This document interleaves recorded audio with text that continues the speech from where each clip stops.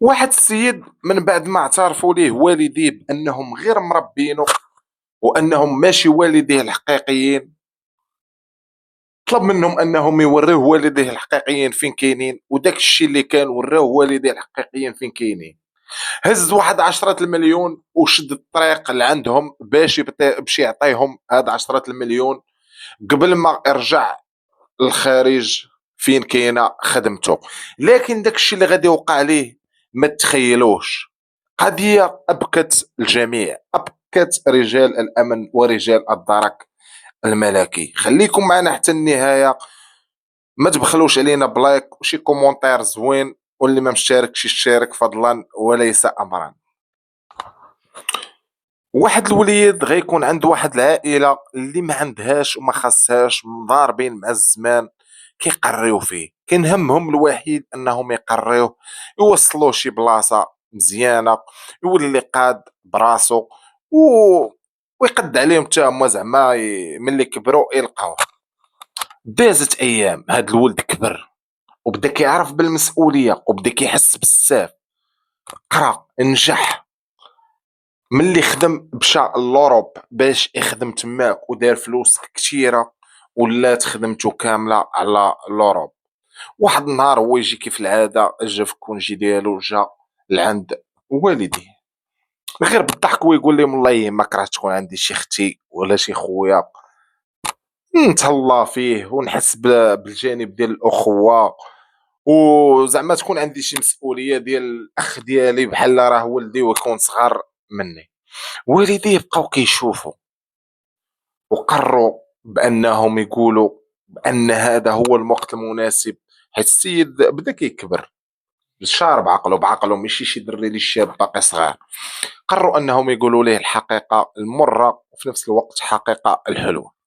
قالوا ليه ولدي، احنا راه ماشي والديك الحقيقيين، احنا راه غير ربيناك من بعد ما خديناك من عند الام ديالك اللي كانوا سمحوا فيك في هذاك الوقت، وحنا تكلفنا بك ودرنا اللي علينا، وآن الأوان باش نقولوا لك حنا راه غير مربينك. بالعكس، هو ملي سمع هاد الهضرة تقبلها وقال لهم مرحبا، وانتم راكم والديا وانتم اللي كبرت معاكم، ولكن بغيت نعرف والديا الحقيقيين فين كاينين. من بعد ما طلب من عندهم العنوان ديال والديه، داكشي اللي تأتى ليه فعلا عطاوه العنوان ديال والديه الحقيقيين فين كاينين. الغد الصباح هز الطوموبيله ديالو وشد الطريق. الطريق كانت بعيده حيت هما ساكنين في واحد الدوار اللي بعيد على فين كيسكن هو. من بعد ما شد مده طويله ديال الطريق وقف، كلا شي حاجه عاوتاني رجع شد عاوتاني الطريق. وصلت المغرب سكتت ليه الطوموبيله من المازوط في واحد البلاصه غير الخلا والطيفار وديور قرال هما اللي كيحيطوا بها واللي قراب ليها. حار به الامر معايا ما يدير والو، واش لقى شي حل. قرر انه يقلب على مازوت منين يجيبو، مشى هز واحد البوليزه ديالو ومشى كيدور كيقلب على مازوت، والو واش لقى سيستاراسيون ولا شي حاجه. بانت ليه غير واحد الدار قريبه تماك، هي اقرب دار كاينه حداه. وهو يمشي عندهم، دق في باب دارهم، خرج ليه الراجل مول الدار، قال لي يا فلان السلام عليكم. وعليكم السلام. قال لي راه تقطع بيا الحبال ووقفت بيا الطوموبيل وانا غير براني ومشي ولد المنطقه وبغيت مازوت، فين غنقدر نلقى مازوت؟ قال لي شوف دابا راه المغرب هذا مازوت بعيد فين غتلقاه، والحل الوحيد عندك هي غتبات في الطوموبيل، يا مرحبا بك تبات معنا، الا قبلتي علينا دخل عندنا مرحبا بك. شاف التعيات تشاور مع راسو ما لقى عنده حتى شي حل من غير انه يدخل يبات عندهم. فعلا مشى، هز الماتيريال ديالو اللي كان عنده في الطوموبيل ورجع دخل عندهم وبات معاه. دخل رحبوا بيه، داو البيت الضيافه ديالهم، عمروا لي اتاي كيف اي مغربي، اتاي الحلوى اللعيبات. العشاء عاوتاني داروا ليه عشاء زوين، داكشي ديال شي واحد اللي جا عندهم ضيف. السيد كان سخي، الشاب كان سخي بزاف، هو يمشي لهاديك الباليزه كانت عنده ويجبد منها واحد 500 درهم اللي كانت تساويه فلوس هذاك الوقت، وعطاها الراجل مول الدار، قال ليه هاك باش تعاون. الراجل والمرا بقاو غير كيشوفوا فيه، او السيد كيبان من لبسو انيق، يعني شي واحد اللي لاباس عليه بوك العاقه، وديك الباليزه شنو عنده فيها اللي غير حاطه حداه. من بعد ما قرروا انهم يعرفوا شنو عنده في هذيك الباليزه، حيت شكوا بانها عامره فلوس، وداك الشيء فعلا اللي تاكدوا منه، عرفوا فعلا ان عنده الفلوس وفلوس كثيره في هذيك الفاليزه. خلاوه غير نعس، جا الراجل من اللور ضربوا بواحد الحديده، صفاوها ليه ومشاو دفنوه. وخداو هذيك الفاليزه اللي فتحوها لقاو فيها بزاف ديال الفلوس، لقاو فيها 10 المليون، قل 500 درهم اللي جبد وعطاها ليهم. تماك السيد اختفى، والديه كيتصلوا بيه اللي مربينه وما كيجاوبش، يومين ما كيجاوبش، مشاو ديكلاراو بيه.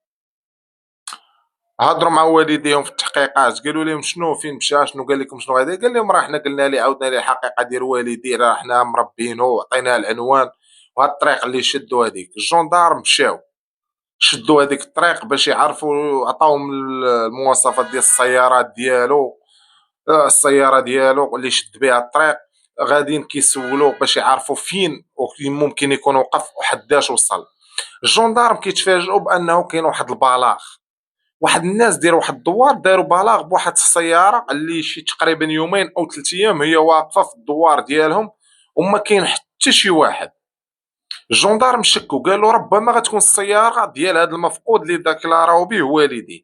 مشاو لعين المكان، مشاو للدوار، عيطوا لوالديه، والديه اللي مربينو جاو حتى هما لعين المكان وتاكدوا انهم هذيك السياره هي سياره الابن ديالهم اللي مربيه، واكدوها الرجال الدرك الملكي. هنا حاروا رجال الدرك الملكي، فين مشى والديه، فين مشى. بداو الرجال الدرك الملكي كيديروا تما التحقيقات، كيسولوا عليه، وهي تبان لهم غير واحد الدار وحده هي اللي قريبه لهذيك السياره. مشاو رجال الدرك الملكي دقوا فيها، خرج عندهم مول الدار، السلام عليكم. السلام، اشنو كدير هذيك السياره تماك، واش ما عندكش عليها شي خبار، نتوما راكم اقرب دار لها. قال لهم السيد بدا كيتفتف، قال لهم انا راه بحالي بحال بنادم، راه حتى انا كنخرج الصباح يومين هادي وهي كتبان لينا هذيك السياره راه ما عرفتهاش ديال من. رجال الدرك الملكي كيبان لهم هذاك السيد كيدخل وكيخرج في الهضره، اللون ديالو تخطف وتبدل. قالوا لي واش ممكن ندخلوا نقلبوا نشوفوا شنو بغينا، نقلبوا ندخلوا نديروا التحريات ديالنا حيت نتوما اقرب دار. ما لقى ما يقول، قال لهم تفضلوا مرحبا بكم. دخل رجال الدرك الملكي كيدوروا في الدار كيتفقدوا واش كاين شي حاجه، شي لعيبه، شي دليل ممكن يقدروا يوصلوا به، ويشوفوا السيد فين هو وفين مشى. والو، واش لقاو شي حاجه. مع الخرجه غاديين خارجين، هما كيبان لهم واحد البونشه ديال الكاره اللي كانت من نوع ماربورو. عيط على السيد، قال لي قول لي بغيت نسولك واحد السؤال، انت واش كتكمل كارو؟ قال لي اه. قال لي اش من كارو كتكمل؟ قال لي ماركيز. او قال لي اش كدير عندك البونشه ديال ماربورو هنا؟ السيد بدا كيدخل وكيخرج في الهضره ولونو تبدل. خرجوا رجال الدرك الملكي مشاو لجهه الطوموبيل، هما كيلقاو دايرين بها بزاف ديال البونشات وديال ماربورو، ان كيكونوا تاكدوا بان هاد السيد هو ومراته في راسهم العجينه، عارفين اشنو وقع المول السياره اللي ولد هادوك الناس اللي مربينه. شدوهم اعتقلوهم، كل المرة داوها في التحقيقات عند واحد، والراجل داوه في التحقيقات عند رجل درك ملكي اخر. هنا ملي كيفرقوا الجوج كيكونوا في راسهم في كرشهم العجينه وكيفرقوهم، واحد كيقدر يعترف على الاخر. هذه خطه ذكيه من رجال الدرك الملكي. فعلا الراجل ما اعترفش نهائيا، ولكن المراه من بعد الضغط اعترفت وقالت لهم احنا طمعنا من بعد ما جبد لينا 500 درهم من واحد الفاليزه كانت عنده ولقينا فيها الفلوس، صفيناها ليه ودفناه. هنا كيكونوا لقاو المجرمين اللي قتلوا هذا السيد ودفنوه. عيطوا لوالديه اللي مربينه، حكاو ليهم شنو كاين وعطاوهم دوك الفلوس ديال ولدهم. والديه قرروا، الام ديالو قررت انها تمشي ودير الامنيه ديال ولدها الاخيره اللي كانت حزنت عليه، انها دير دوك الفلوس لوالديه.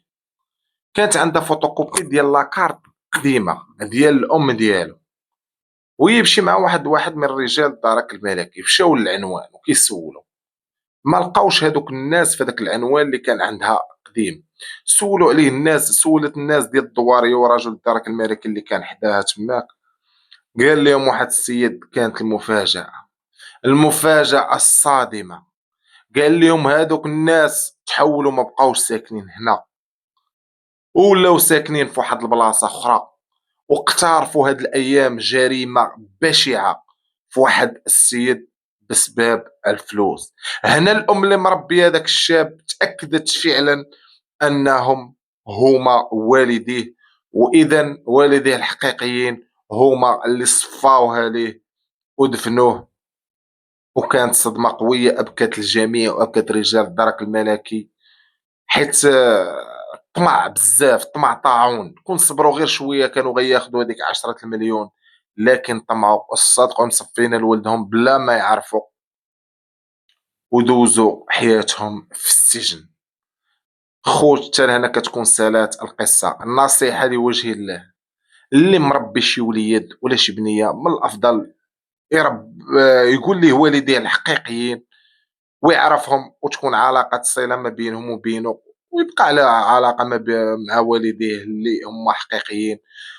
وحتى إلا كانت عنده شي ختو ولا شي حاجة ما توقعش شي كارثة من بعد وصدق مزوج بختو، راه حيت هاد الكوارث كيوقعوا بزاف. نصيحة وقصة للعبرة، كنتمنى تكون عجبتكم. تهلاو ليا في راسكم إلى قصة قادمة إن شاء الله. كان معكم عمر الوهابي، قصص عمر الوهابي. تهلاو ليا في راسكم.